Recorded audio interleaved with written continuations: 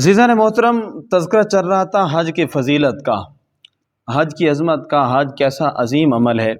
سنیں، ایمان افروز روایت قاضی اعجاز مالکی نے شفا میں روایت کی ہے۔ سعد خولانی کے پاس کچھ لوگ حاضر ہوئے، انہوں نے کہا کہ فلاں قبیلے نے ایک شخص کو قتل کیا ہے، قتل کرنے کے بعد اس کو آگ میں جلا دیا، ساری رات اس پہ آگ جلتی رہی، لیکن وہ واقعہ ابید البدن، ساری رات آگ جلنے کے بعد بجائے اس کے کہ آگ اس کے بدن کو جلاتی، صبح کو جب دیکھا گیا بدن اور زیادہ چمکدار تھا، روشن تھا، اس کا بدن چمک رہا تھا۔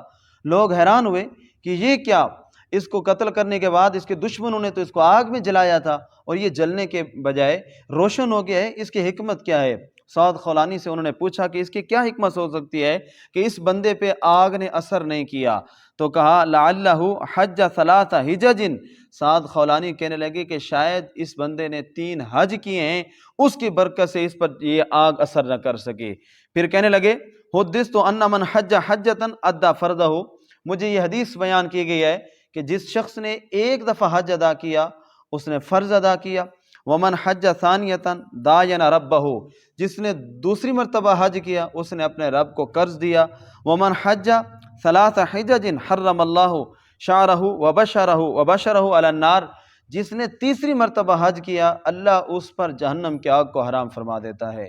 چونکہ اس بندے نے 3 حج کیے ہوئے تھے، ان حجوں کی برکت کی وجہ سے، 3 حج کرنے کی وجہ سے اس پر جو ہے وہ آگ اثر نہ کر سکی۔ اللہ نے دنیا کے اندر یہ منظر دکھایا ہے کہ حج بیت اللہ کی سعادت حاصل کرنے والا جو حاجی ہے، اگر اس نے اخلاص کے ساتھ یہ 3 حج کیے ہیں تو اتنا خوش نصیب ہے، نہ تو اس پہ دنیا کی کوئی آگ اثر کر سکتی ہے، نہ اس پہ قیامت کے دن کوئی آگ اثر کر سکے گی۔